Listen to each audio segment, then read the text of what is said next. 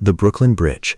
In May 1870, workers in New York began sinking a wooden box the size of a city block into the bed of the East River. The box has no floor. It is called a caisson, and its roof is 15 feet of solid timber, bolted and caulked and weighed down by the stone tower rising on top of it. Compressed air is pumped in through a pipe to hold the river out. Men climb down a spiral stair, pass through an iron airlock, and step into a low chamber lit by gas jets, where they dig mud and boulders out from under the walls. As they dig, the box sinks. What made this case unique was not what happened to the men underneath. It was what happened when they came back up. The Brooklyn caisson stopped at 44.5 feet. The Manhattan caisson kept going to 78.5. At that depth, the air inside is squeezed to more than 3 times the pressure at the surface. Under that pressure, nitrogen dissolves out of the air and into a man's blood. It stays there, harmless, as long as the pressure holds. The danger is not the descent, it is the climb out. Leave the airlock too quickly, and the nitrogen comes back out of solution inside the body, as bubbles, in the joints and the spine and the brain. The company physician was a throat specialist named Andrew H.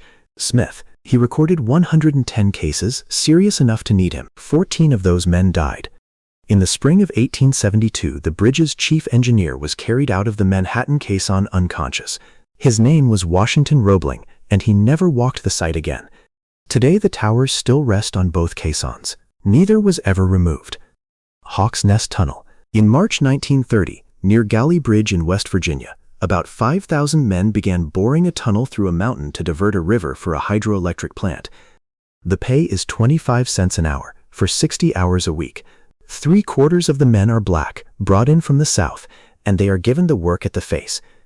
The rock is sandstone with an unusually high silica content. Wet drilling would hold the dust down, but wet drilling is slower, so the drilling is done dry. Inside the bore, the air turns white. Men cannot see the lamp of the man beside them. What made this case unique was that the danger was already understood. Silica dust is not soot. The particles are crystalline, sharp-edged, and small enough to pass every filter the body has.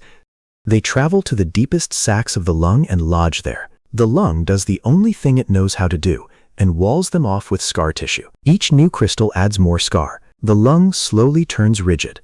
There is no treatment, and there is no reversal, and the disease has been named and described in medical literature for decades.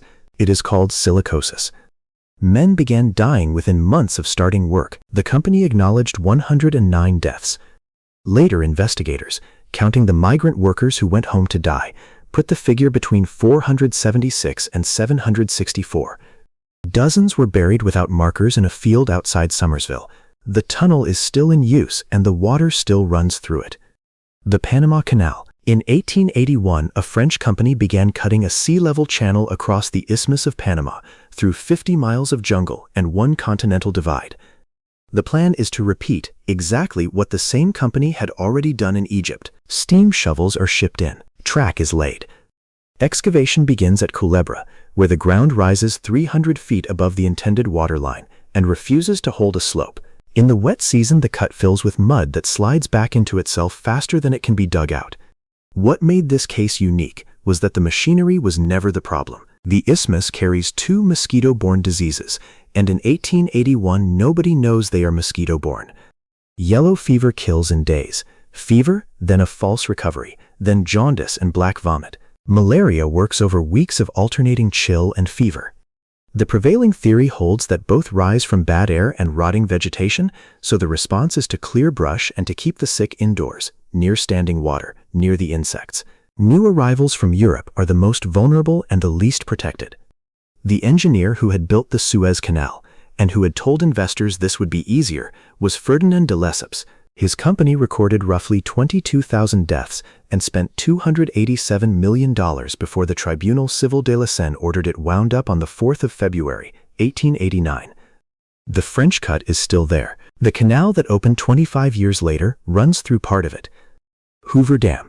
Between 1931 and 1935, in Black Canyon on the Colorado River, 4 tunnels were driven through rock to carry an entire river around a construction site. Each tunnel is 50 feet across. To move rock out fast, the contractors run petrol lorries in and out of the bores continuously, engines idling in a dead-end shaft with no cross ventilation. Nevada state law forbids petrol engines in underground workings. The contractors argue that a federal project on federal land is outside state jurisdiction, and the lorries keep running. What made this case unique was the paperwork. Carbon monoxide binds to hemoglobin roughly 200 times more readily than oxygen does. The gas has no color, no smell, and no taste. A man breathing it does not choke and does not cough. His blood simply stops carrying oxygen while his lungs keep working normally. The last thing to fail is his judgment. By then, he is rarely in any condition to walk himself out. The early signs are headache, confusion, and weakness, and they look almost exactly like the early signs of pneumonia. That resemblance mattered because compensation was payable for an industrial injury and not for an illness contracted off the job. The consortium was called 6 Companies, Incorporated. Its official figure is 96 industrial fatalities. More than 40 additional deaths were recorded by company doctors as pneumonia in a desert canyon among working-age men clustered around the tunnel crews. In 1933, 6 separate lawsuits were filed alleging carbon monoxide poisoning. Every one of them was settled or dismissed. The death certificates were never amended. The official count still stands at 96. The men who died of pneumonia in the desert are still counted as men who died of pneumonia in the desert. Summit Tunnel. In 1866, the Central Pacific Railroad reached the granite spine of the Sierra Nevada at Donner Pass and had to go through it. Tunnel number 6 is 1,687 feet long. The rock is so hard that a full shift of drilling and blasting at the face advances the bore 14 inches. 14 inches from each end in a day. To gain a second pair of faces, a shaft is sunk from the summit down to the center line of the tunnel. It is 75 feet deep through the same granite, and it takes 3 months to cut. Once it is open, the rate of progress doubles. What made this case unique was the second winter. The bore runs at 7,000 feet. And the storms of 1866 and 1867 came in a sequence of 44. Snow buried the camps, so the work moved underneath it.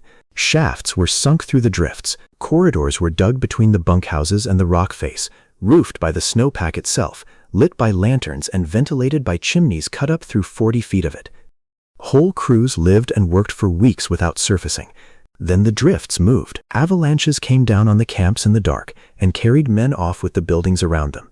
Some bodies were found the following spring, still holding their tools. By the end of construction, the workforce of the Central Pacific was more than 90% Chinese, and between 500 and 1,000 of those workers died on the line. Tunnel number 6 was finished in November 1867. The railroad kept no payroll list of Chinese names. The Thames Tunnel. In 1825, work started on a passage under the river between Rotherhithe and Wapping, in ground that every engineer of the period agreed could not be tunneled. The riverbed there is water-bearing silt and gravel. Dig a hole in it and the hole fills. The solution is a rectangular iron frame the full size of the tunnel face, divided into 36 cells, 1 man to a cell. Each man removes the boards in front of him, digs out a few inches, and puts the boards back. When every cell has advanced, screws push the whole frame forward and bricklayers line the space behind it. What made this case unique was that the idea did not come from a mine or a bridge. It came from a shipworm. The frame is a copy of the way a mollusk bores through timber, lining the tunnel behind itself with a shell it makes as it goes. Progress is about 8 feet a week. The river breaks in May 1827, and again in January 1828, when 600 feet of tunnel fill and 6 men drown. It breaks in 4 more times, twice in 1837, once in 1838, once in 1840. Between the floods, methane and hydrogen sulfide seep through the face, and the lamps burn blue. The man who designed the frame was Mark Isambard Brunel, and the thing he built has a name, the tunneling shield. Every tunnel boring machine working under a city today is a descendant of it. The tunnel opened on the 25th of March, 1843, and trains still run through it.